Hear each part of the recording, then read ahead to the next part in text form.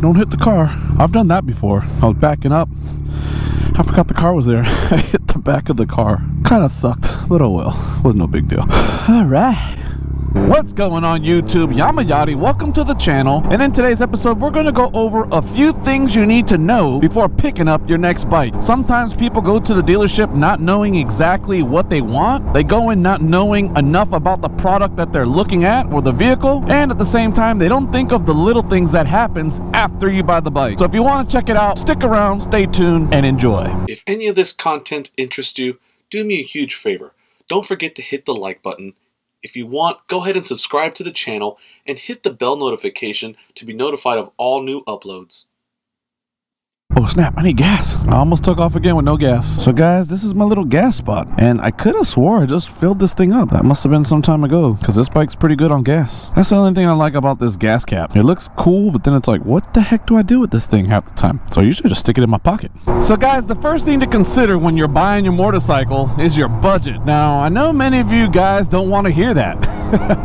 Especially the married men that are trying to sneak in a beautiful bike under the radar of their wives. Now, guys, budget is super important, and you got to factor in a few things. Number one, am I going to ride this bike enough to basically justify the cost of the bike? So for example, I personally would probably not buy a Ducati V4 Street Fighter because I'm probably only going to ride it once a week or twice a week. If I did have it, then it's going to cost me basically over $20,000, and the payment on that's going to be like $400 a month, and that's not even including the insurance. Now some of you guys are going to go, well, you know, maybe you don't have good credit. I got pretty decent credit, guys. Not trying to brag, but you know, I've been pretty responsible in my adult life. But I'm not going to pay $300 and something for 7 years on a luxury vehicle. So that's probably the main thing to consider. Then you have to consider the insurance. Now, for instance, the R1 that I own, and I'm not bragging, guys, I'm just saying I bought that bike cash, so I did not have a payment on that bike, and I got that bike on a really good deal because they were going into like 2020 or 2019, and it was a 2018 model, so I was able to save money and they gave me a good deal. So I paid cash, but when I was trying to finance it or considering financing it, the insurance was like almost as much as the bike. So I was going to pay, I think it was like $321 a month for the bike, and then the insurance was like $220. And guys, I was like 38 years old at the time or something like that. I mean, that's ridiculous amount of money for insurance. So when I called, I was like, why is this insurance payment so expensive? Obviously they said, well, you know, it's a sports bike, you know, they're very dangerous, you know, an accident is basically fatal on these machines,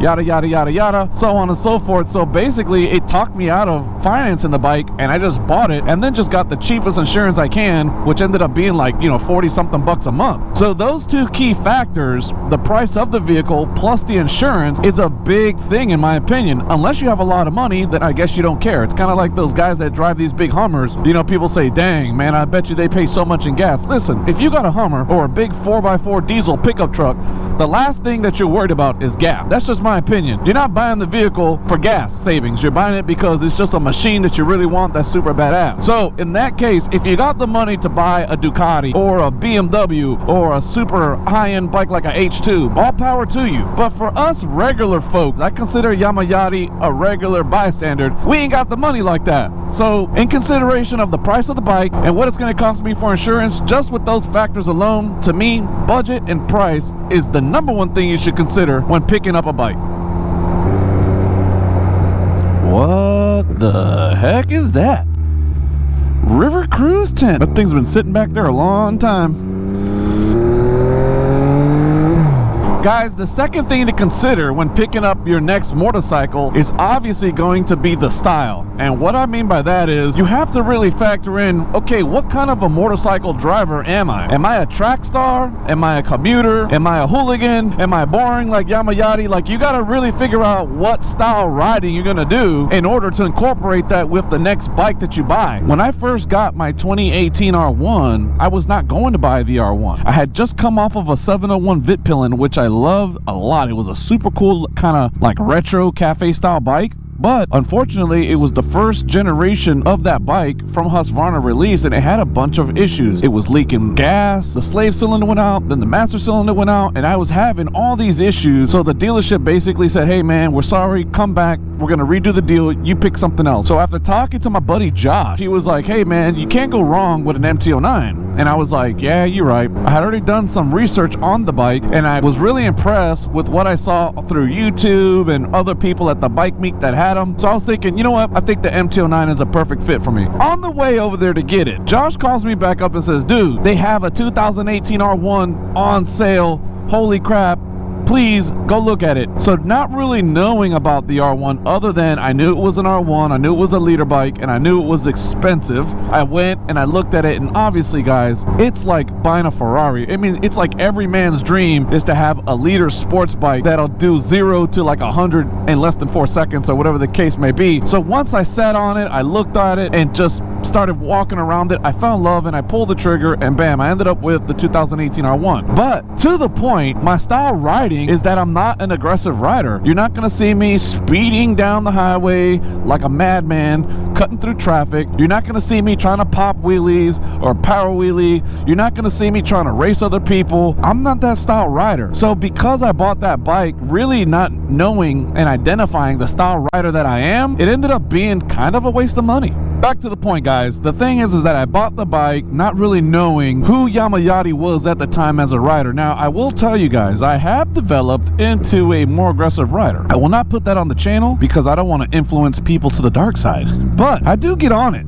I just don't do it on video. And it is fun, and I like it a lot. But the problem is that it's not practical to ride like that every day. So what I'm trying to explain to you is that the second thing to me that's most important about buying the next bike is identifying what kind of rider you are. Because if you're just going to ride the bike in a straight line and not do anything fancy, the R1 is definitely a waste of a bike. Unless you just want to be that guy that shows up and like, hey, I got an R1. Whoop, whoop, whoop, whoop. That's your prerogative. You can make it look good, stretch it, drop it, you know, make it look really blinged out. So it's more like for show. And that's cool too. Respect to that, because there are some beautiful bikes out there that look like that. But I think it's important to know what kind of rider you are before going to pick up your next bike. That's all I'm saying. Dang, man, my boy was in Iraq and Afghanistan. He's got the patches. He's a veteran. So, sir, I thank you for your service, and I thank you for protecting this greatest country on God's green earth. And I appreciate you, man. Blessings. If you ever watch this video, thank you for what you do. So, guys, the third thing to consider when buying your next motorcycle is the value. Now, value is a lot different than money, because you could spend a lot of money on something and not gain a lot of value. Value, to me, is what's most important to you in the amount of money that you spend. So, for example, if you're spending 10 grand on a bike, you can spend $10,000 on a Harley that has very little to offer, or you could spend $10,000 on a 2021 MT-09 and you get traction control, lean control, lift control, a blip shifter, 900 cc's.